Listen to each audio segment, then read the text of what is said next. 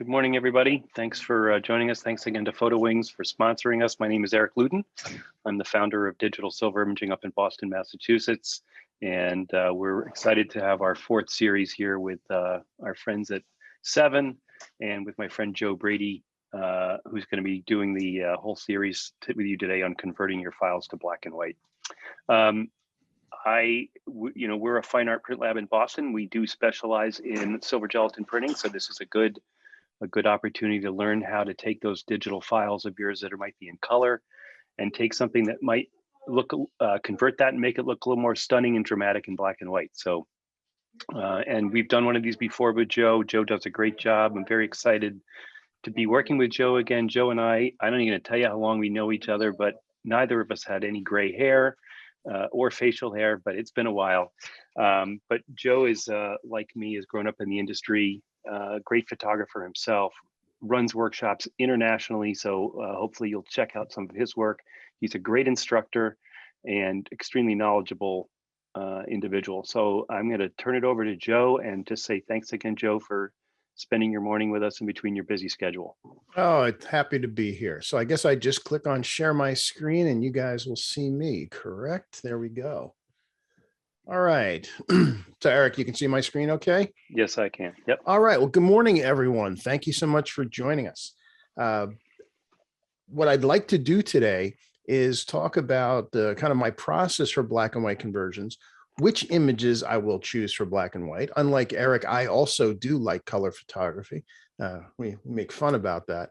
But it's about composition for me, and it's about what kind of images are going to work as well and differently, or in many cases, much better when converted to black and white.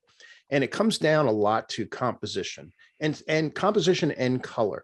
I've got a whole bunch of demonstrations that I'm going to share with you in between Lightroom and Photoshop, and a little bit also using Nik Silver Efex plugin, which is my favorite for black and white conversions. So let's start out in Lightroom. I've got a kind of a basic image here of a waterfall in a place called Ricketts Glen in Pennsylvania. And while the scene is nice, the composition is a little bit too centered, but we can easily fix that. The problem is the light this day, just the color really didn't work. And sometimes the best thing to think about when you have an image that doesn't work color-wise is, well, black and white. Unfortunately, just converting it to let the software do the thing untouched isn't going to work. If I just go into the develop module and click on black and white, it just creates a really bland, boring kind of image. So you need to think about what elements are going to make it more interesting. In this case, it's about light and color. So what I like to do is make the image as good as possible in color first. You don't have to do it this way, but it makes sense to me because I want to focus on the falls and some of the surrounding stuff, but not to the point where it overcomes. So right up here on top, we've got this area that's a little bit too light. So I'm going to start by using a graduated filter here, and I'm going to bring this down. I'm going to hit the O key so I can see the overlaying. I'm getting everything I want. That's fine.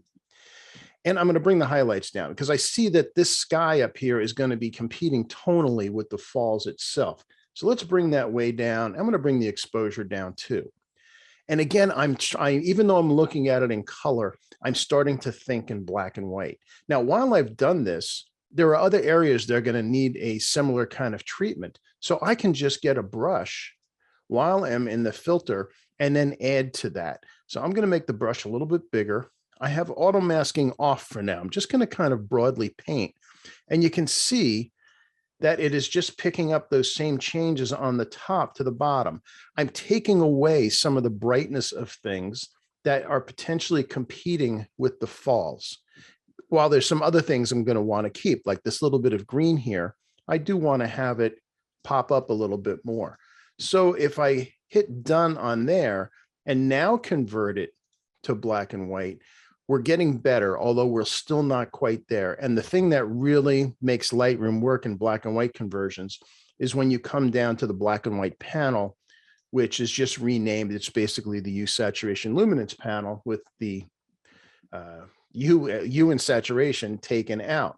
So if you use this little pointed adjustment tool here, excuse me, this is what's going to allow you to address the colors that are underneath the image. So I know that these plants over here are green. So if I click on here and push up, it'll make everything that's green lighter or darker. And you can flavor to taste here. I mean, you could go something like that and just make it the waterfall, but I do want to bring in the greens a little bit. So I'm actually going to push the greens up a little bit. And while I do that, I'm going to come up in the sky and bring that down. And that quickly, we're making a lot of progress. In fact, if after you see, well, I just want the greens to come up, you can start grabbing the sliders. What's nice about this tool is you don't have to know exactly what mix of colors are causing the change. And you can just point at the thing that you want and say, well, I want that thing to be lighter. Conversely, again, I want the sky up a little darker. And that quickly, it looks a heck of a lot better. So compositionally, the falls is kind of dead center. That does take away sort of the motion. Yes, we have the falling motion of it, but this is more of a panoramic feel, which for most of us is going to mean tracking from left to right as we read across the image. So where is the more interesting stuff? Well, the rocks over here aren't that exciting. There's more going on over here. So let's go into the crop. Now, my crop tool in Lightroom, I don't personally believe in the rule of thirds.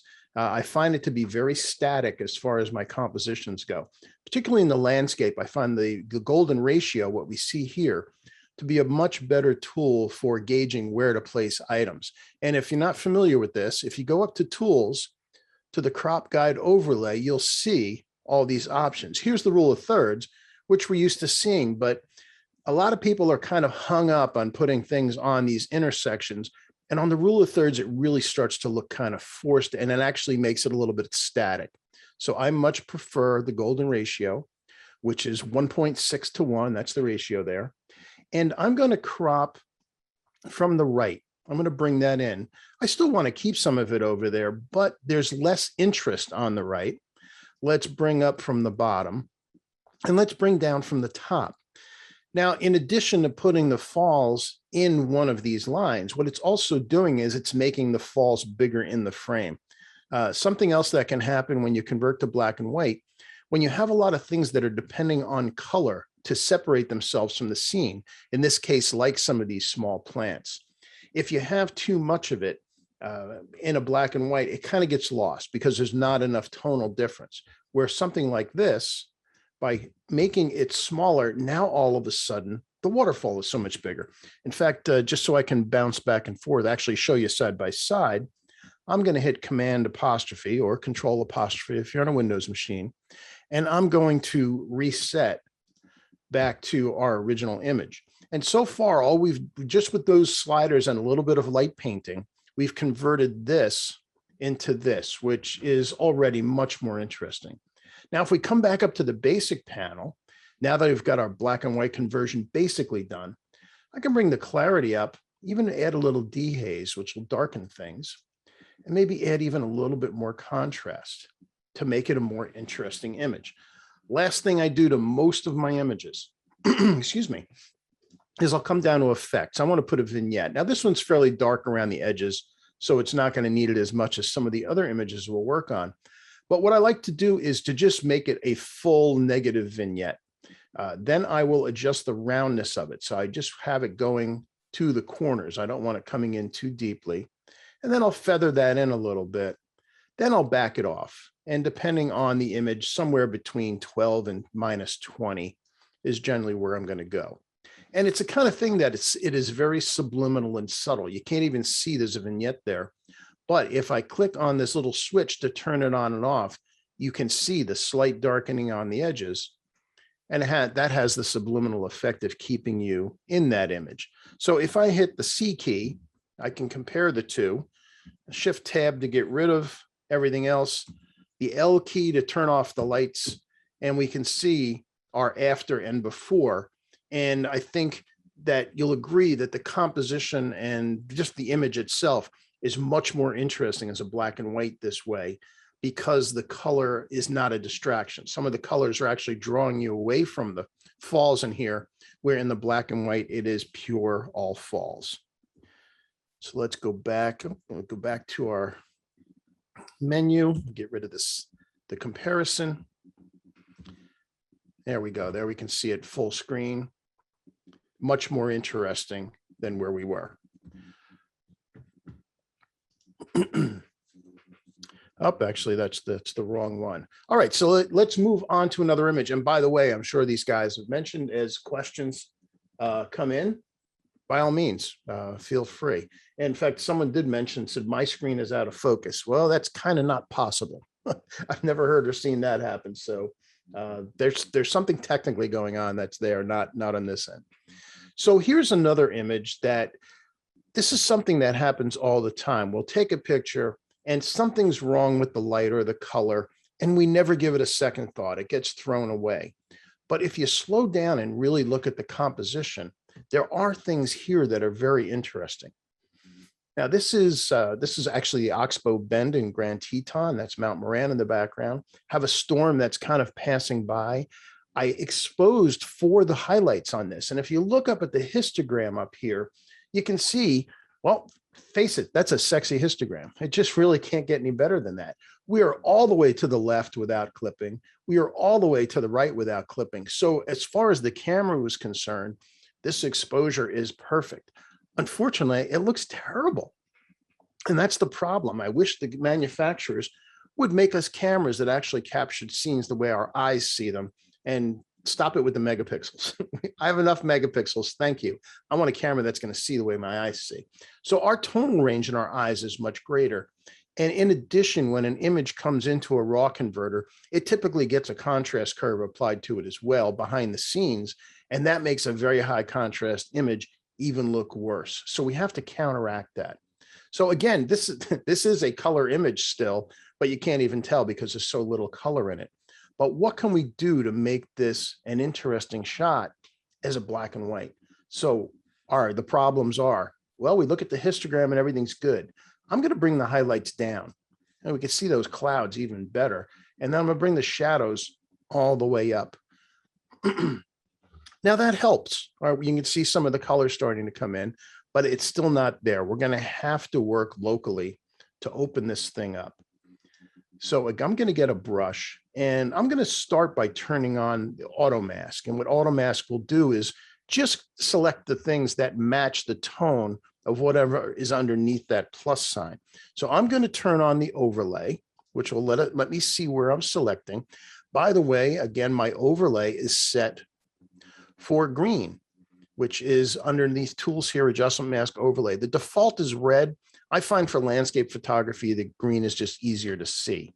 So I'm going to click in here and you can see that it's only picking up. It's not touching the mountains, for example. If I click in this tree, oh, man, make a liar out of me. I guess the tone's pretty close. You can see it's picking up along the edges, and I'm going to make this brush smaller and just kind of come across this entire grouping here because it's just simply gone too dark. And now you can see the auto mask working. This thing in the front, I don't even know if we're going to end up having it in the image when we're done, but we'll open that up a little bit as well. And you can paint this roughly because keep in mind that this does feather out down to practically nothing.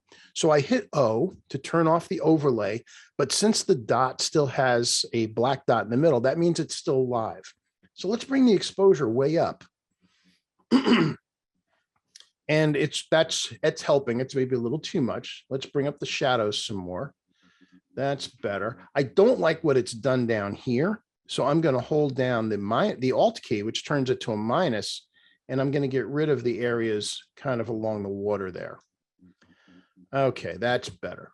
So I'm going to hit new. I want to bring up these really dark shadows even more. So I hit O to turn on my overlay again.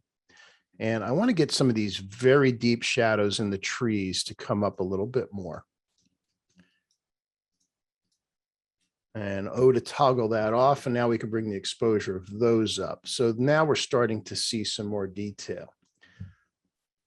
So we've got the trees showing us enough detail now for this scene. Now we need to work on the mountain. So let's click on new. And again, O to bring up our mask, so we can see what we're selecting. And I want to select right along here. And it's okay if it goes into the sky a little bit. Now, the mountains off to the left here are okay. It's the primary peak that I want to add a little bit more emphasis to. So let's get that isolated and hit our O key. I'm going to bring up the exposure. I'm going to hit dehaze and clarity and contrast to try to bring this thing up a little more. In fact, let's bring up the whites a little as well. And I'm not even concerned about colors because this is all about going to be a black and white conversion. And I think that's looking pretty good. You might think, well, it's not looking very good. Well, it is. Watch. So we just turn it to a black and white. And you can see, all right, we're starting to get there. Now, this image is going to require a lot more work. Let's cut to the chase. This is a good time to show you how Nik Silver Efex can speed some of this stuff up. So let's go to Photo, Edit in, Silver Efex Pro.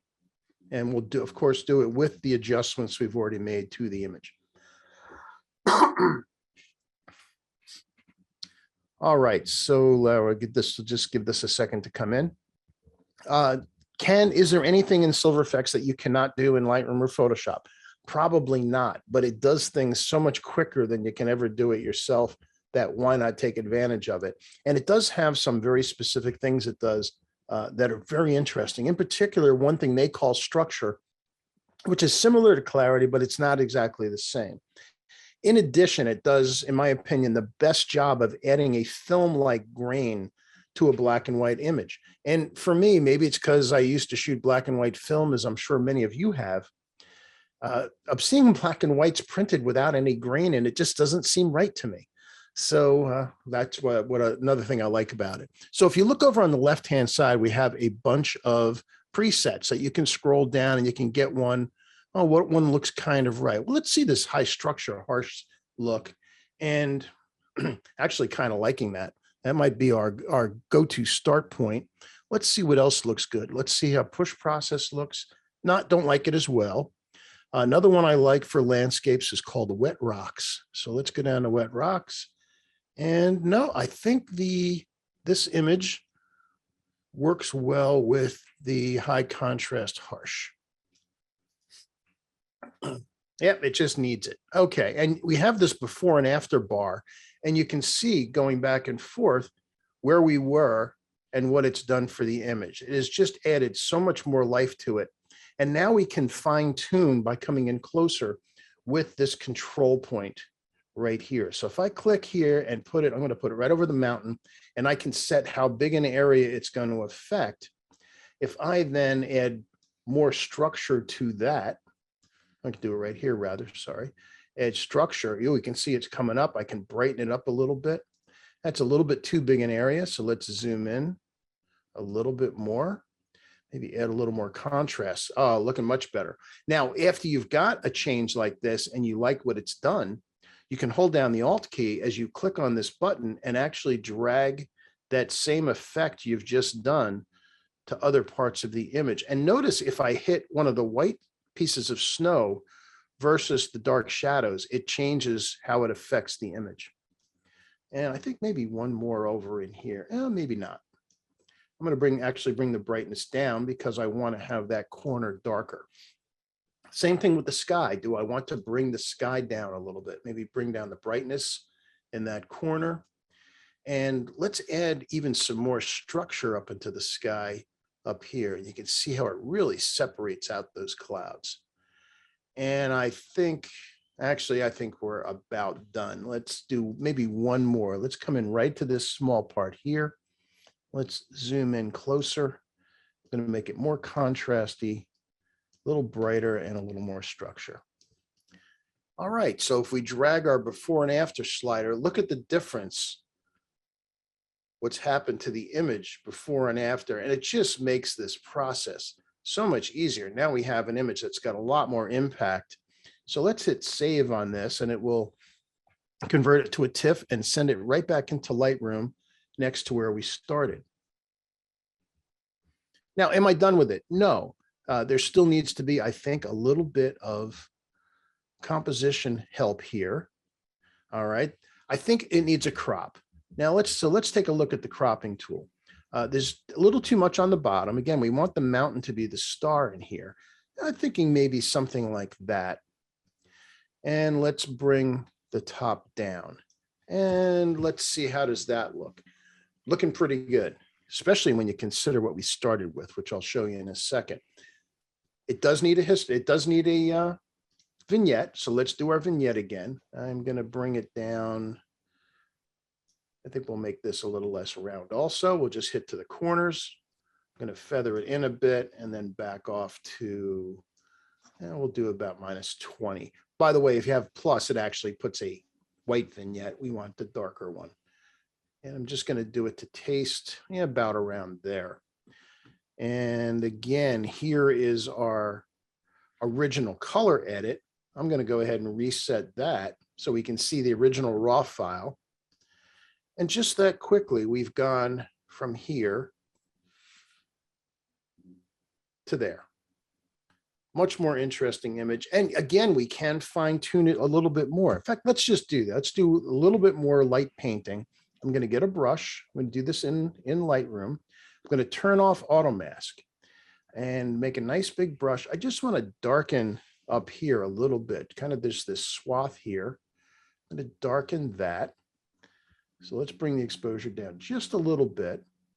And then conversely, I'm going to hit new and I'm going to help it along. I'm going to draw a light path from here right down with this reflection in the lake.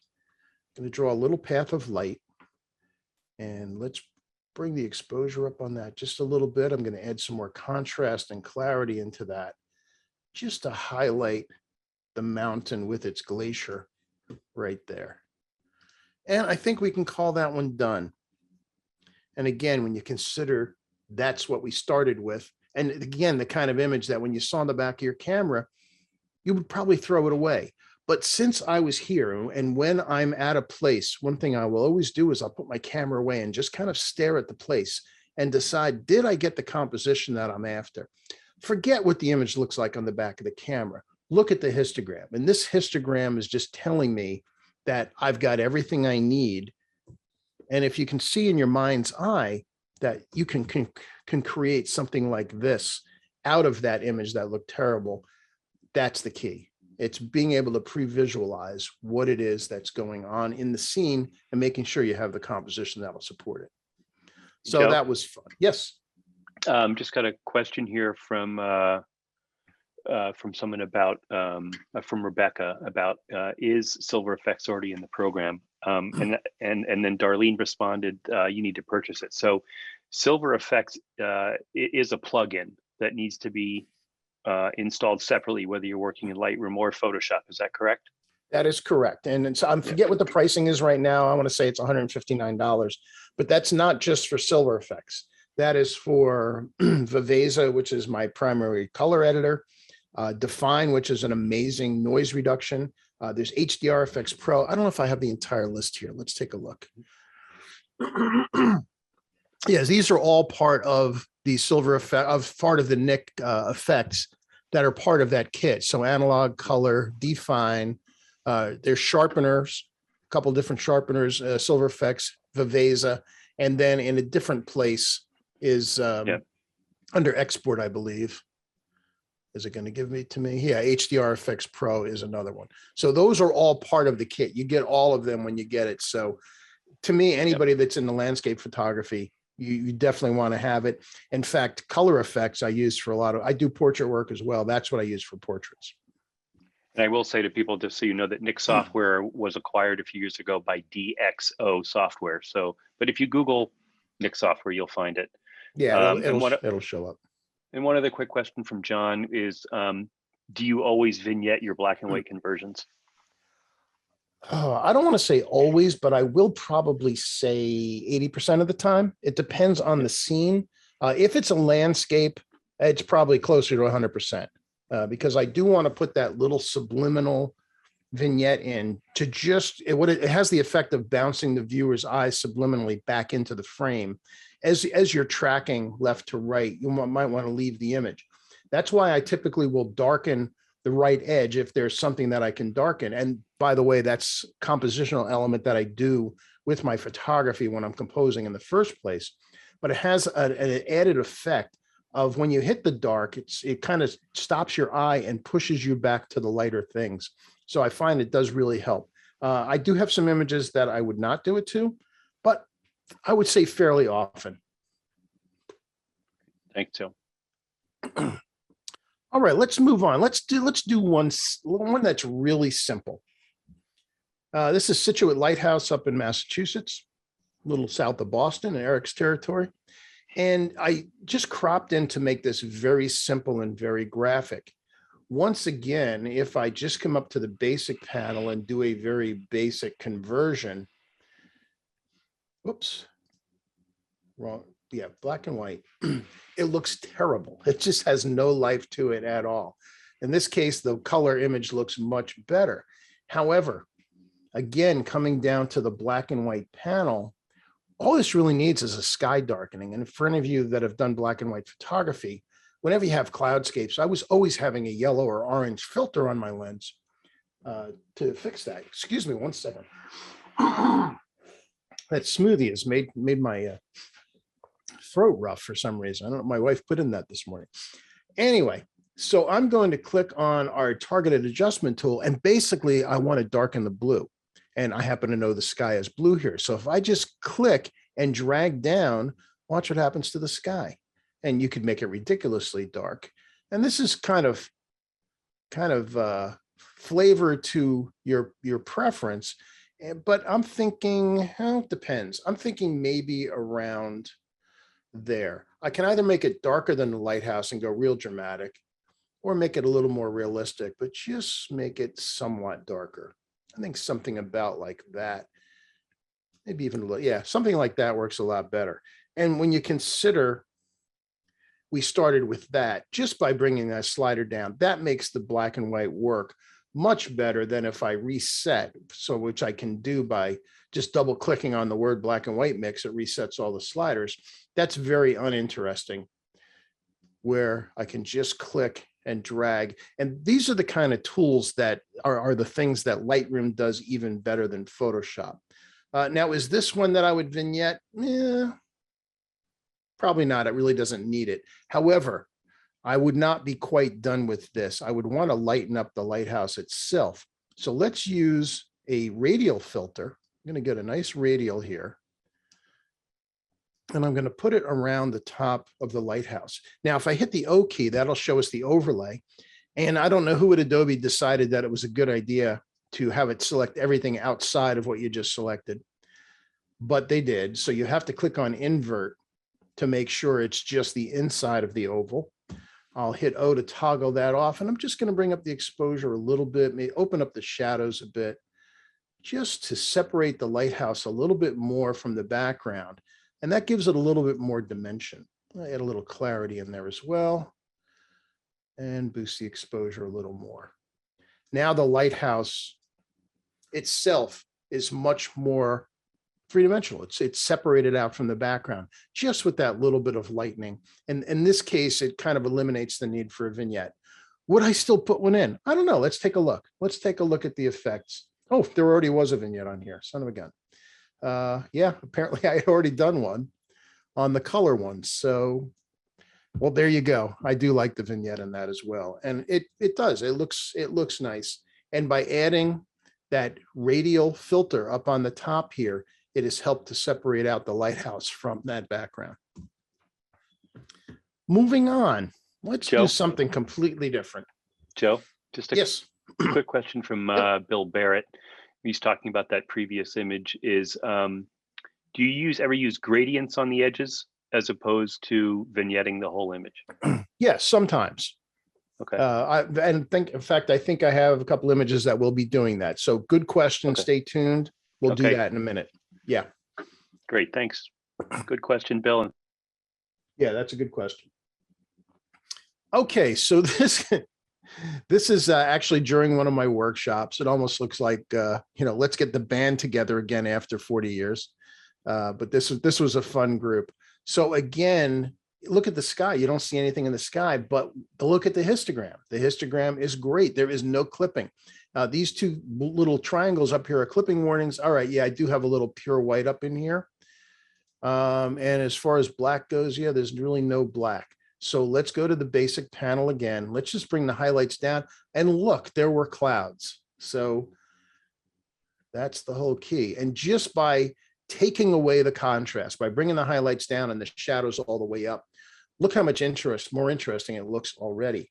Now, this is obviously a little too white, so we're gonna have to deal with that separately.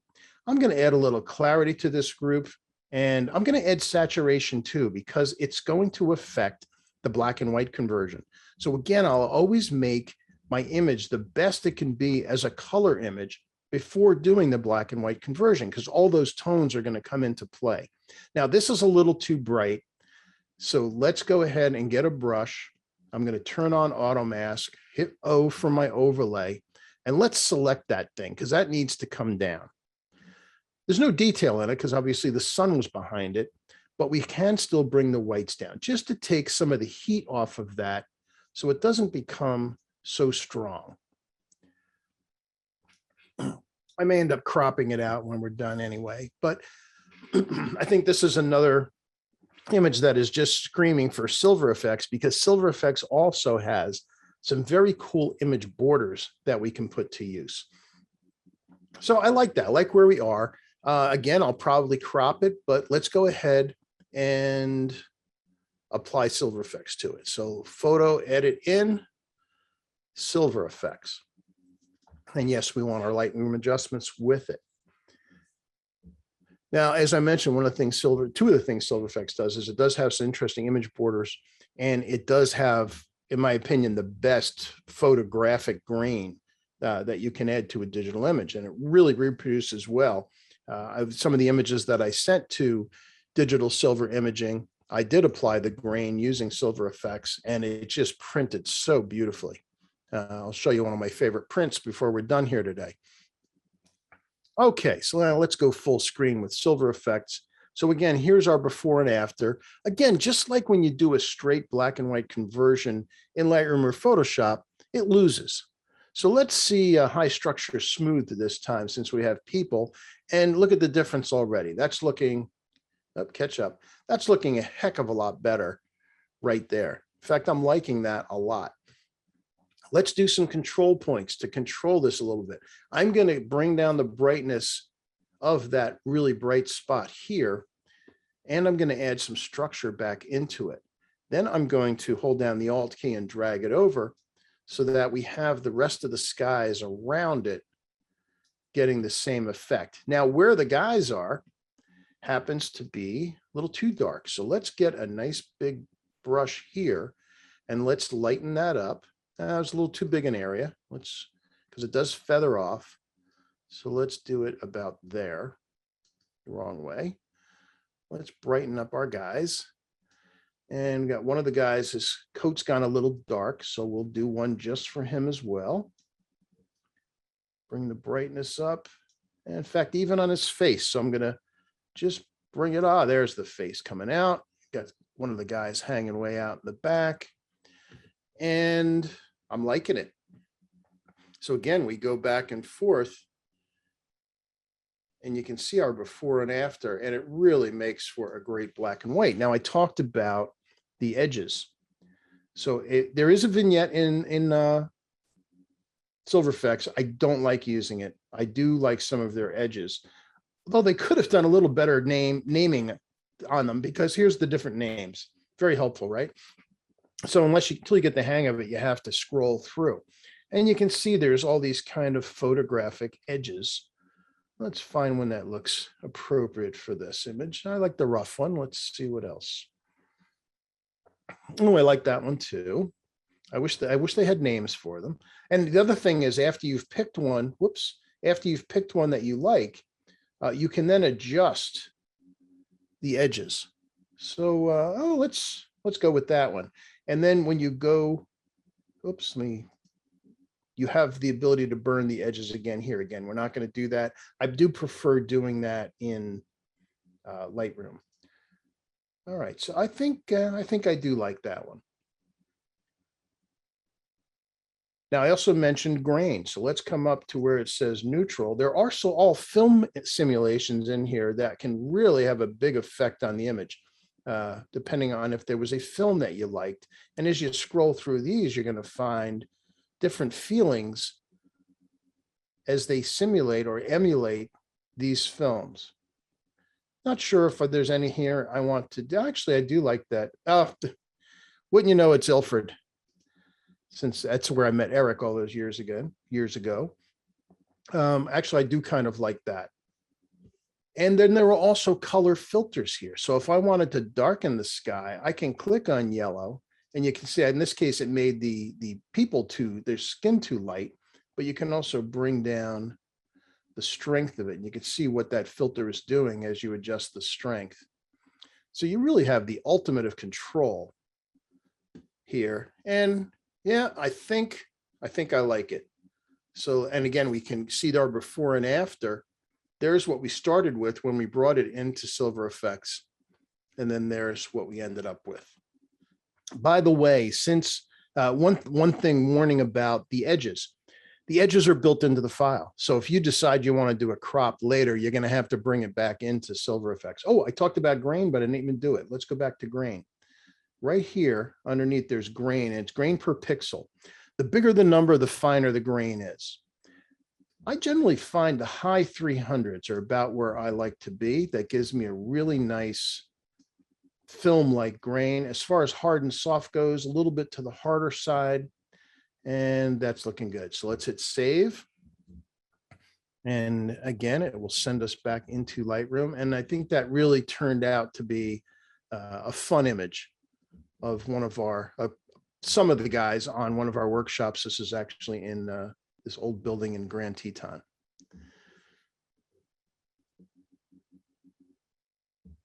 All right, so there is our black and white.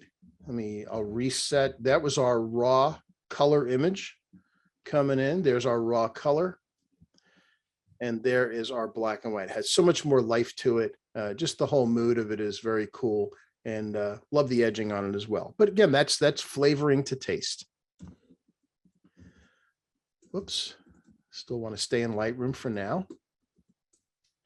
Now let's move on to something different. Let's see, how are we doing time-wise? 10:40, because I got Photoshop stuff to do. Let's see, well, we could do that one. Yeah, let's do this one. This is one of the famous molten barns in Grand Teton. And this image works well as a color image. Let's make a virtual copy of it so we have one that we can bounce back and forth to. Again, if we were to go to just click on black and white, it completely has no life to it at all. Oh, we've got some spots too. Look at that. So let's, as long as we've got spots, let's hit the spot removal tool. And oh, I had a lot of spots. Apparently I was changing lenses out in the field. So in this case, yeah, this could actually be done faster in Photoshop, but since we're in Lightroom, let's just get rid of the spots. When you see that perfect circle with the hole in the middle, that's a sensor spot. So that's not good. Because as you do your black and white conversions, you're adding more local contrast. Things like spots, as we're seeing here, will become much more prominent.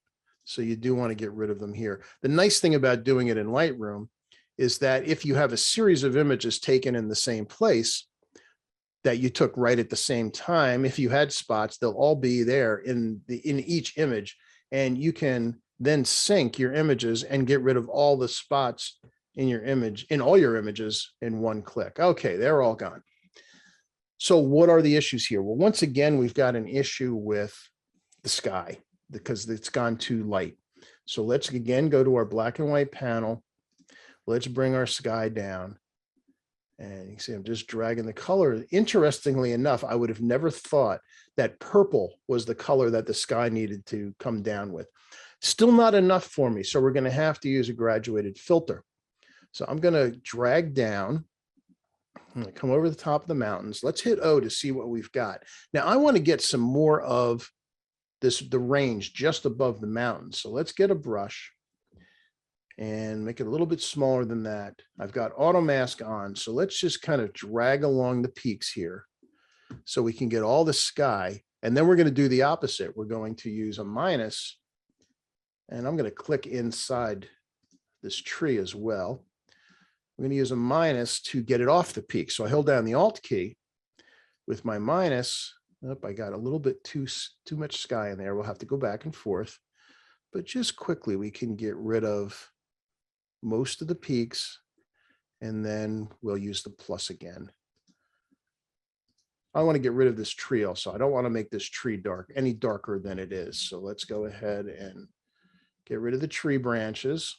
Again, if there's a little bit of them that are getting it, it's not going to matter that much. I just don't want the main trunk to get darker, and a little bit more right along there. Okay, I could zoom in closer and do this, but you'll find that these things that are hitting towards the edge are actually not going to be affected that much. So O to toggle off. Now let's bring our exposure down. That's looking better. Let's add some clarity and dehaze. That was a little bit too much. Bring the exposure back up a little bit, but now the sky is looking a lot better. Now, that said, what else has happened? We have other color issues. Well, for one, the barn is kind of lost. So let's click on the barn and see if the color of the barn wood is enough that we can push it up. And the answer is yes, it can. Just by pushing up, we can see that there was a bunch of orange in the barn. So that brought up that. I mentioned compositionally that certain things need color. In this case, all of this sagebrush in the front really needed the color to work. In the black and white, it doesn't work as well. And the barn has gotten a little lost in amongst all this brush. So I'm going to do a crop again to get rid of much of the foreground sage. And there's also nothing going on at the top of the sky. So we're going to make this a pano. Now, could I crop this left and right? I could. However, if you've ever been in this place, what typically happens, and when you crop something panoramically like this, your eyes again are going to track left to right. And you're going to follow this fence line. If this tree was not here, there's nothing stopping you from leaving the frame. In fact, let's just do a quick crop so you can see. I'm going to crop out the tree, and now there's nothing stopping you from leaving the image. Even though the barn is bigger in the frame, you can leave. Now, could we affect that with some light painting? Yeah, we could. But let's see what happens if we put a little of the tree. No, then it's just a distraction wondering what the tree is doing there. Let's include the tree. I just think it needs it. Now, since the barn is smaller in the frame, when we have this bigger crop, it does mean we're going to need a bigger print. All right, so let's go back to the main image. I think the whole thing needs a little bit more contrast. I'm going to bring the highlights all the way down. I'm going to bring the whites down a little bit too. And yes, so here's one. Does it need a vignette? Probably not around the edges. So let's do a graduated filter on the bottom. Let's just darken the bottom here a little bit. Let's bring the exposure down. Kind of do our vignette just on the bottom of the image. I think it needs a little bit right here as well. So let's get our brush and add to that. And you can see it just picks up the same thing that we were doing here. We can darken that little bit of sage. And we're almost done. We need to highlight this barn a little more. We need to do a little bit more light painting. So let's get a brush, make it a little bit smaller. And I'm going to hit O so I see where it's selecting. And I want to darken that area. What else is light that's maybe a little bit too light? Little areas. I just want to look for things that are going to allow the viewer to leave the image and kind of entice them to stay. Just those areas right there. Let's bring the exposure down on those. Good.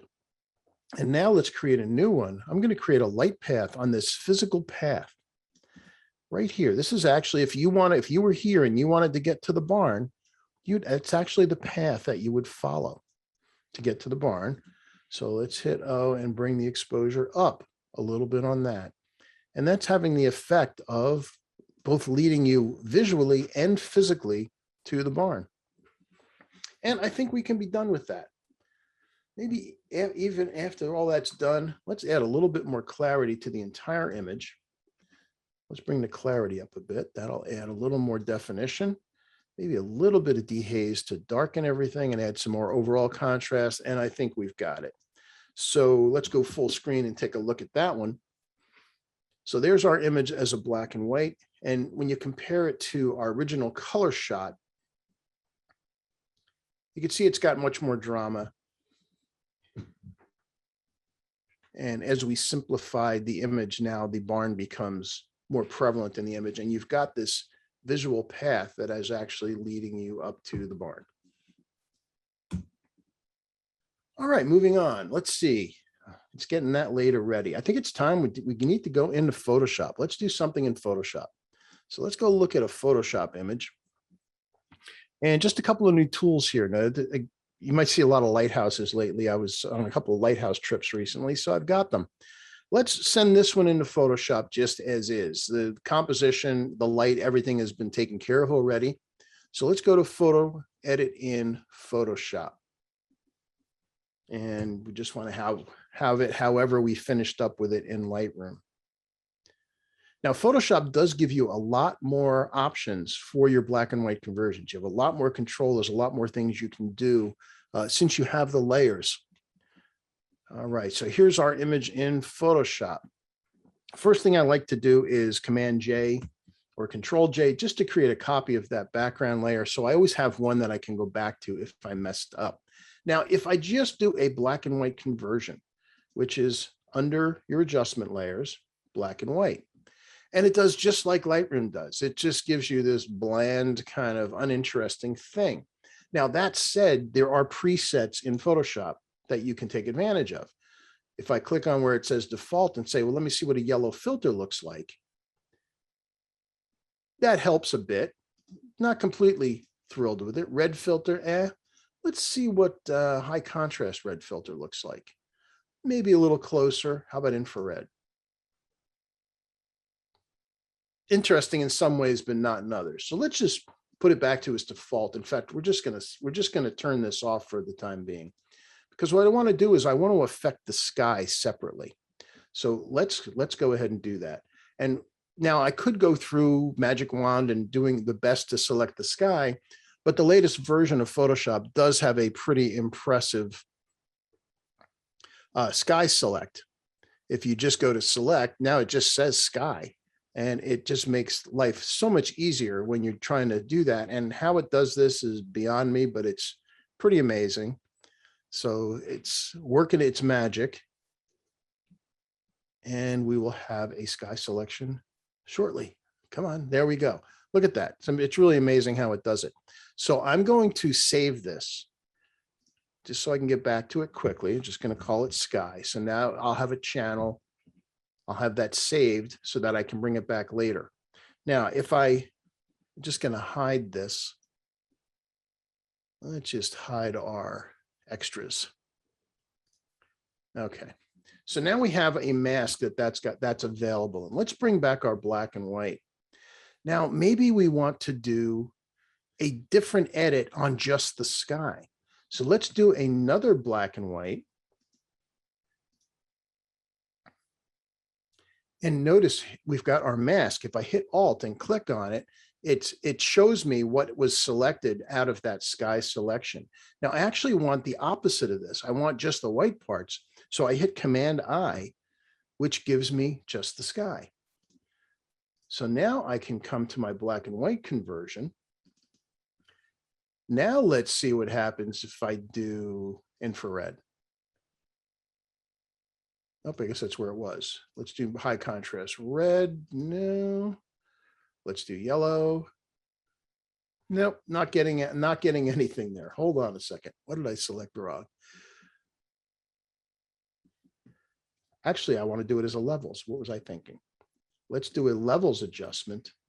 And I want to darken the sky. And I don't want to affect the rest of the image. But since I already have this mask here, I can hold down the Alt and drag it up. And see, yeah, not loving it. So you can see that sometimes just the black and white conversions that you're being offered just aren't going to cut it. So let's go back to our standard and see what we can do.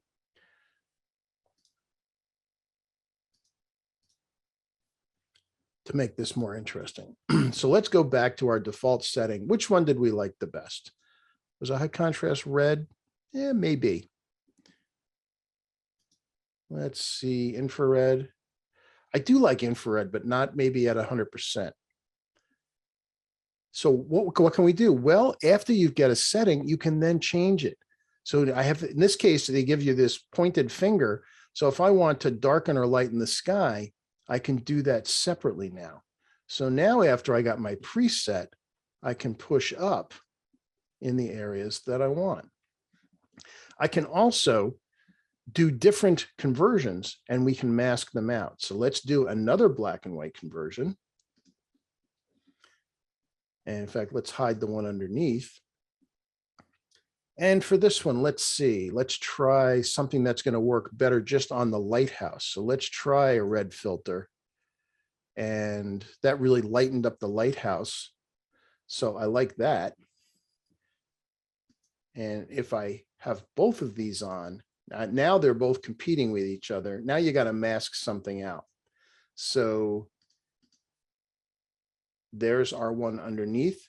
If we start painting with black on here, we can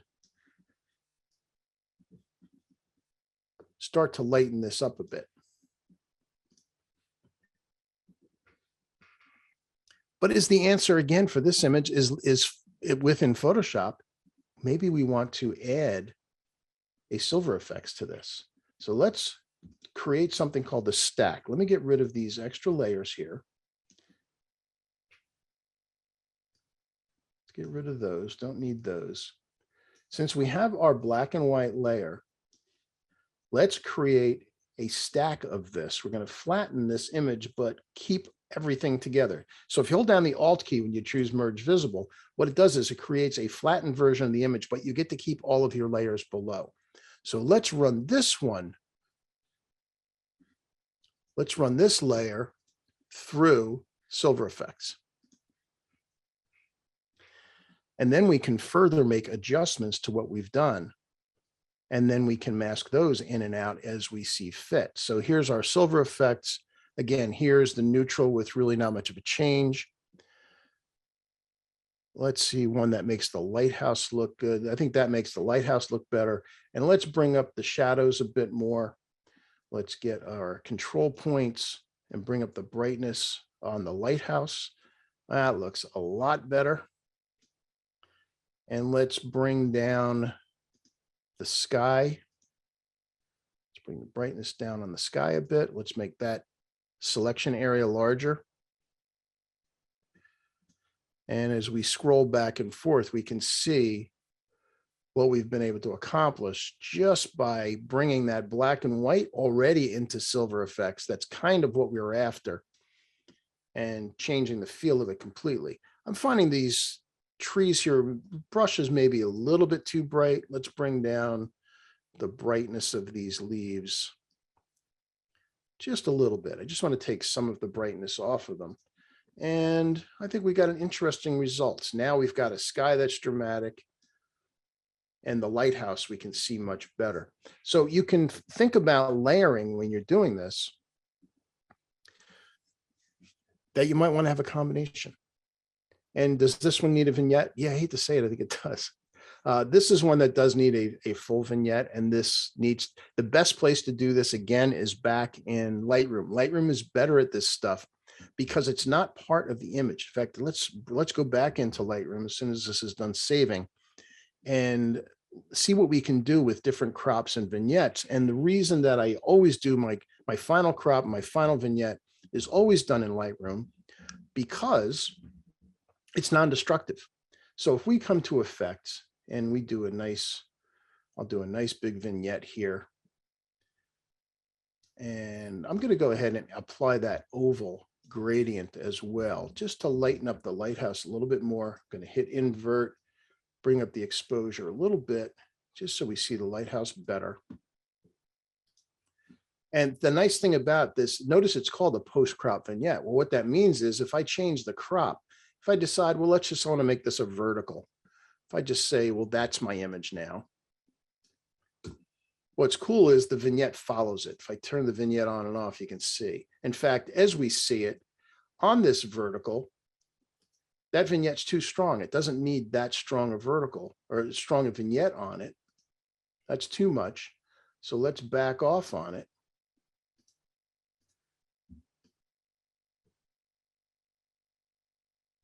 It's interesting how the different croppings require different vignettes. And then we have stuff like we've got a little bit of stick here or a branch that's an annoyance. So let's get the spot removal tool, turn off visualize spots.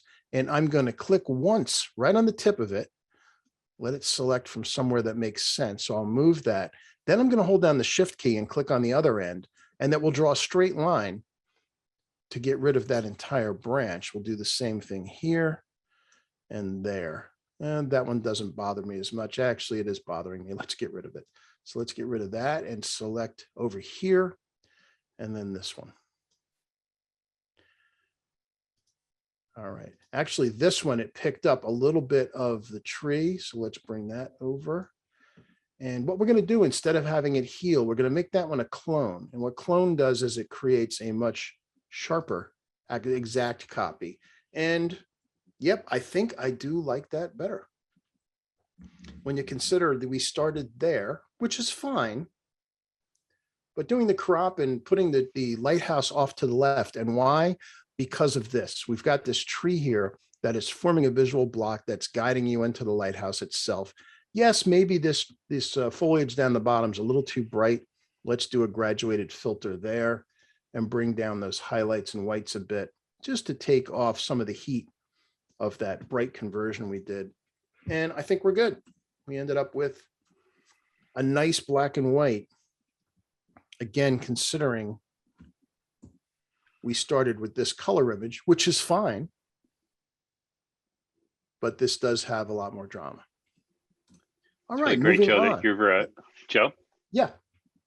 So I think I just want to let people know we're coming up to 11, and I want to encourage people to, if you have questions, to please put them in the Q&A. We do have a question from Lisa where she asks, has clarity taken the place of sharpening? I'll let you answer that. Yeah, no. All right. No, they are different. Well, they perform similar functions, but what clarity does is it increases the contrast on edges that are in the midtones. So it has the effect of sharpening stuff that's in the midtones while leaving highlights and shadows alone more. What you have to be careful about with clarity is it is fairly damaging. It can do a lot of damage to an image, so you got to be careful about it. One thing about sharpening is you have the ability to mask it in Lightroom. In fact, that's a really good question. Hold on to that thought. I'm going to do a demo with that in just a second. But I do like that question. Since we are getting close to our time, we only got like 15 minutes left. I'm going to cut to the chase on this particular image. This is, you can see, this is a tiny little lighthouse. You can see from the people here. It's called Brant Point. This is on Nantucket off the coast of Cape Cod. And I didn't want the people here. I didn't, because of the mood. I wanted it to be more alone. So I did my edits and I brought it into Photoshop to make this happen. And not only are they gone, but notice the sky has moved. So let's take a look real quick. I just want to show you what happened here. I'm going to bring the highlights down. I'm going to add saturation and vibrance. Actually, we're getting a lot of saturation. And we'll go ahead and add clarity. In fact, let's do that sharpening thing right here so we can talk about that. I'll add some texture and clarity. I'm going to bring the shadows up. Okay, so let's take a look at, let's look at it at 50%. Let's zoom in a bit. So let's take a look at sharpening. So clarity, yes, if I double click on the word clarity, it takes it away. And if I add clarity, you can see how it does have a sharpening effect, but it's not over the entire image. It's only over the middle of the tones. So you can see certain things get sharpened, certain things do not. It's still different than sharpening. If we go to sharpening, which is under detail, I'm going to add a bunch of sharpening. I'm going to add a lot. And that's great. And it sharpens the fine edges everywhere. The downside is it also sharpens things like the sky, which has nothing to sharpen. So what the effect is, if we look at the sky, let's see if we can actually see it. Yeah, I can see it on my screen. I doubt it's going that well through Zoom. You can kind of see it in here. You can see how it's added a bunch of grain. You can see it right underneath the top of the lighthouse here. So if I turn that sharpening off, you can see there it's smooth. If I add a bunch of sharpening, all of a sudden it starts getting a little bit too grainy. But I do like what it did to some of the edges. So we have the masking slider for that. And for the masking slider to make any sense, you really kind of can't see it as you move it. You have to hold down the Alt key first. That turns the entire screen white. And as you drag over, it'll give you a black and white version. And only the things that are in white are getting sharpened. So just those edges. So you can decide how much of those details you want sharpened. So just that. So now it is just sharpening those smaller areas. So there's much less grain involved. Now, what was going on here is I really like the sky up top here, but this break in the clouds is too far away. So here's what we're going to do. First, I'm going to fix it. I'm going to use Use Saturation Luminance, and I'm going to click on Saturation, and I want to bring the blues up. In fact, I can cut to the chase and just make the blue a lot bluer. And I'm going to change the hue as well. I'm going to push it off to the right a little bit. I want a little bit more of a pure blue, and I'm going to make it a little darker as well. So let's bring the blues down. Not quite that much, about there. So now we have this great sky up here, but it's too far away from the lighthouse, and we have these people here. Well, they've got to go. So let's open this now in Photoshop. So let's go Photo Edit in Photoshop. And I'll show you a trick that I do many times, because a lot of times you've got great clouds somewhere, but they're too far away from the subject. And face it, this lighthouse is small enough. We need to get rid of some of the surrounding areas so that we can make the lighthouse have more impact in the frame. All right, so here is our image. Now, what I did when I did my real edit of this is I got rid of the people. I painted them out. I'm going to, since for time's sake, I'm going to cheat and just cut to the chase. I'll just crop the image. But here's what I want to do. I want to bring these clouds closer to the lighthouse. So I'm going to duplicate the background. And I'm going to, whoops, I got a brush there. I'm going to select the entire top of the image, in fact, down to the top of the lighthouse. And I see I have a slight rotation on the lighthouse also. And we're going to use one of my favorite tools in Photoshop, Content Aware Scale. And what that allows me to do is to directionally move things, compress things in an image. And I just want to go in one direction. So I'm holding down the Shift key and clicking on this top. And you can squish clouds. They don't seem to mind. And how Photoshop pulled this off, I have no idea, but it's really amazing. But it allows me to bring the clouds down to my subject. And I'm going to end up cropping this so that the lighthouse is bigger, because there's too much stuff beyond the lighthouse.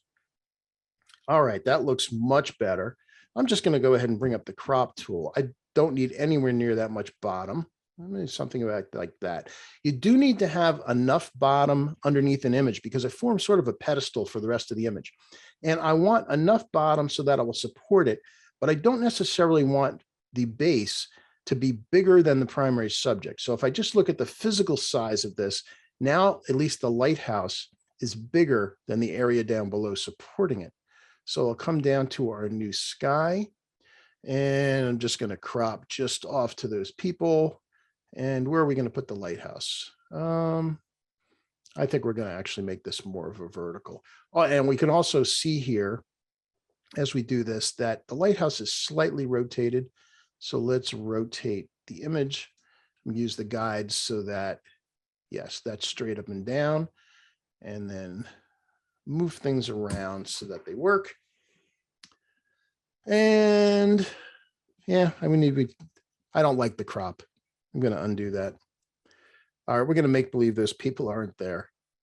I'll actually cut to the chase. I will show you after this is done. Let me go back into Lightroom so you can see the after. Here is the entire image left to right with the people gone, with the sky compressed, but that's how that is done using that Content Aware Scale. So this looks pretty good. Let's see what happens. Let's make a virtual copy of this one. Let's go to our basic panel and turn this into a black and white, and it's lost its soul again. So let's go to the black and white mix. Let's bring the sky down. Let's bring the clouds down. There we go. That's looking better. And we're going to use a graduated filter here. I actually want to bring down the contrast a little bit, but I'm also going to darken the whole thing. And let's do one diagonally. Let's hit new. Let's do one diagonally this way to darken up the sky over here. Let's bring that down a little bit. And now I think we have a little bit too much base again because it's taller than the lighthouse is. Think about there. Bring a little down from the top. Do we need all of this on the far left? Maybe not quite that much. Maybe something, we'll go ahead with our golden ratio. And even a little less on the bottom. I think about right there is good. And yes, it needs a vignette. I'm just going to cut to the chase and put that in. And I think, yeah, I think we're done. I like it. Even though it was a nice day, I was kind of going for a little bit of loneliness of the place. That's how I wanted the people out of there. The people were far too happy for this image. So that needed to go. But here's our black and white, just kind of standing alone. I love lighthouses are like sculptures out in the landscape. And although the color one is valid, I have to admit that the one with the lighthouse all by itself with the fence line leading up to it and the bay here, it just looks a lot more interesting. So there's a Photoshop trick. If you haven't seen that before, I use content aware scale all the time. All right, let's see. Yeah, go ahead. So that's another great example, and I want to thank Mark for his comments on the workshop. Do you have one other example you're going to show us before I have one more? Great. So I was in Savannah a couple weeks ago, and there's a place called Tybee Island there. And Tybee Island has this big pier that goes out over the water. And what do you do whenever you come across a pier? Well, when you're down on the beach, you try to find some way to shoot it underneath. Now, this is slightly angled, so let's get the cropping tool and just get the we're going to make sure our ocean is straight. So I'm going to bring this up a little bit and down a little bit because I want to get as far left and right as I can. All right. Now it's fine. It's interesting, but I think it can be better. So what are the issues? Well, I specifically shot this way because everyone shoots them underneath in the middle. And I kind of wanted to create a left and right of the two different things going on. So I'm going to come up to use saturation luminance. I want to bring the brightness of the sky down a little bit. So let's bring that blue down. Because again, I'm starting to think black and white. You can even see there's a bit of a storm off in the ocean there. Also, this area here is a little too light. And because it's so light, it's dragging your eye there. So let's do a graduated filter at an angle here and bring down the highlights of that sand and the exposure a little bit. Just want to take it down enough so that it's not competing so much with the rest of the image. So now let's convert this to black and white. Go to basic, black and white. And again, we've lost the life of the sky. So let's go to our black and white panel and we're going to push the sky way down.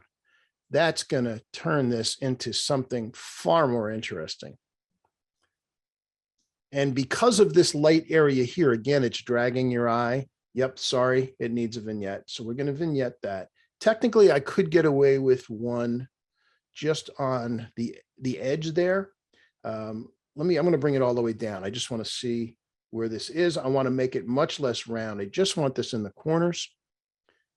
And I'm going to feather it in a bit and then back off to 20 or so. And let's go back to the black and white. I think I might want to even make the blues a little bit darker. And in fact, I'm going to make the entire overall image a little bit darker and a little more contrasty. I want to add more drama to this. All right, so let's make a virtual copy. If I forgot to do that first, I'm going to reset that. So let's reset that one. When you consider, there's what we started. Here's what we started with. that was our raw file. And there's where our black and white conversion ended up. And it's so much more interesting. Now, as I was here, I decided, well, as long as I'm here, I'm going to have to do the typical shooting from underneath. So I did. So I went underneath, and the surf was coming in. I was shooting on a tripod, so I've got some blur, and doing the same exact conversions that you just saw. Look at the difference. That's actually, that one, I'll admit, that was actually run through Silver Efex to go from here to here. Love that. And then the same thing. This one a little bit more peaceful. The surf is not coming in so strong. First making it the strongest color image I could. And then this is just a straight black and white conversion in Lightroom from that color. So if you get your color image as good as it can be first, then that makes the black and white conversion better. Get as much drama and impact in your color, and then the conversion to black and white is going to be so much easier. And again, in images that I thought when I first looked at them were going to be fairly uninteresting in color, when converted to black and white, all of a sudden had so much more impact, so much more drama, and so much more of a graphical design to them than their color counterparts. And although I'm a big fan of color photography for a lot of my landscapes, there are certain things that just frankly work better as black and whites. Yeah, so why don't we end there? I think we've pretty well covered it. That's great, Joe. Thank you very much for all the demonstration today. Really thorough, showing people ways to work in both Lightroom and Photoshop. And I think you've given us some great tips. People are asking, there was one other question that someone asked, Tom asked, is there a reason why you do not adjust the black slider as much? Yeah, good question. There are certain there's certain ways of working, as we've all been doing this stuff for a long time. Rarely do I find the need to adjust the black slider because of the way I make sure that my captures happen when I get the original shot. If you take a look, say an example of this one, look at the histogram. This histogram is perfect. It's all the way over to the left, all the way over to the right. I could open up the black sliders, but I don't want to take out the density of the blacks because, in my opinion, and Eric, tell me if you feel the same way, black and white prints need some pure black in them to have the full amount of impact that they are capable of producing. So I never feel the need to open up the blacks. Right. Occasionally I'll want to add, but the way I photograph is I am going for the full exposure. And again, if you look at the histogram here, it's right up to the edge on either side. This is actually taxing the absolute tonal range of the camera, and everything just fit in there. So really no need. You might also notice that there is a there's an entire panel missing in my Lightroom. And it's because it's not something I do in Lightroom. And that's, let's go ahead and take a look. I'm going to go customize develop panel, and notice that tone curve in my panel is missing. I don't use curves in Lightroom. There's nothing wrong with doing it. I just don't. I find that for doing my color and tonal adjustments, I find the hue, saturation, luminance panel, or if we're in a black and white, the black and white panel, if I go to black and white, the black and white panel gives me the kind of control over those shadows better than the tonal curves. If I just click on these pillars here and start pushing up, I can lighten up doing it right in here. So it's just a way of working. But again, I don't use the tonal curve as well. In fact, if I'm not using it, I don't see any reason to have it taking up space on my screen. That makes sense. And one of the things I will say that in terms of the for black and white, it really to me comes down to a question about printing, which is obviously what we do. And I would say that in the past, when people were making black and white prints on inkjet printers, that most inkjet printers still to this day lose some detail in the shadows because of how they print. Yeah. which is why at Digital Silver Imaging, we actually offer true black and white silver gelatin prints. And when you get down in the real toe of that curve, and you start to lose detail on inkjet printers kind of below the range of, from 0 to 10, it will still resolve on a silver gelatin print. So you will get detail in the deep shadow areas with our process. So it's probably just a good time to remind people that we do offer kind of one of the most unique things, which is once you've perfected your files and using all of Joe's great tools and tips, you can send us a file and we will send you back a real black and white silver gelatin print that's exposed with a laser enlarger, light sensitive Ilford paper, in true black and white chemicals. And we, on the last webinar we did with Joe, where he worked on this image, he's going to show you an actual silver print that we produced for him of this iconic image. Yeah. How do you show me? Can you see? Can people see me? Yeah, we can see you. Okay. I believe. Yep. So yeah. To prove, I'll warn you, if you guys start sending prints to Digital Silver Imaging, you're going to be hooked. You're just going to have them done, because it is such a difference than a black and white done on an inkjet. And they printed this one for me, and here it is.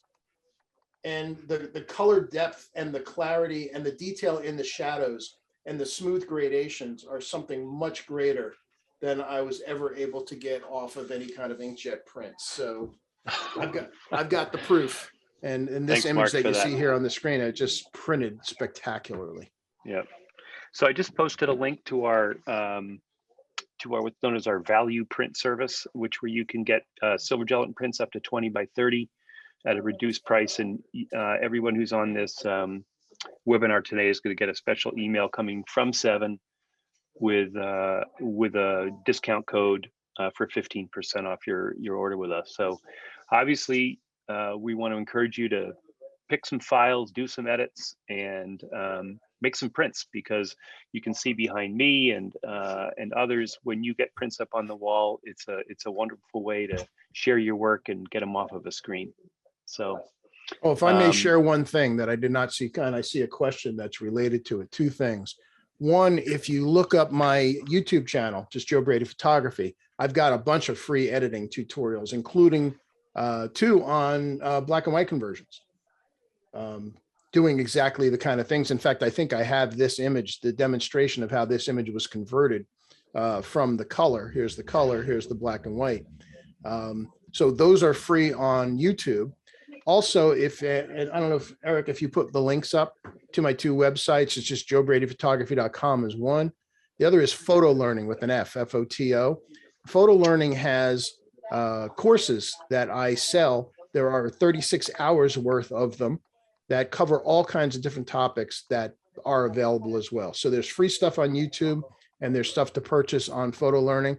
And the one thing I would ask you guys to give a try is my newsletter. It goes out every Friday. I only use your emails to send you the newsletter, but it's got a lot of stuff in it. It typically has 1 or 2 free videos in it, as well as some photo news and gear and things like that. So give it a try. You can get to it either from either of my websites. The newsletter is called Photo Friday. Would love to have you give it a try. Joe, I'm just trying to pull up your, I got the Photo Learning one up there, and I'm just going to post a link to your other website. And just to also, in terms of Joe as a teacher and instructor, I hear nothing but great feedback from people that attend his workshops.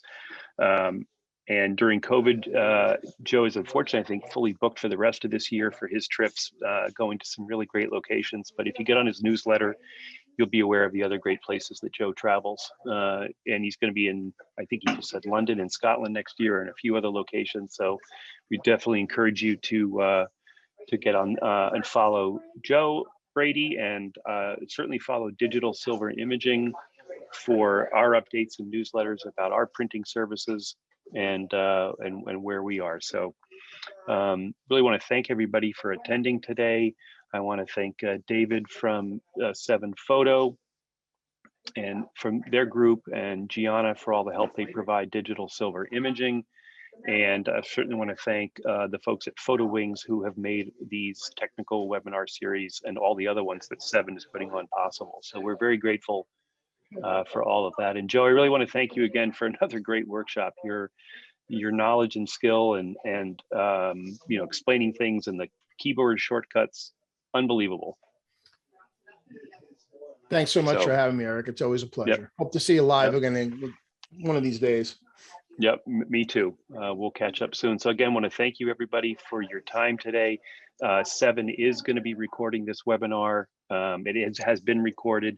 So definitely follow the Seven Insider and get on their mailing list, and you'll know as soon as the webinars are posted.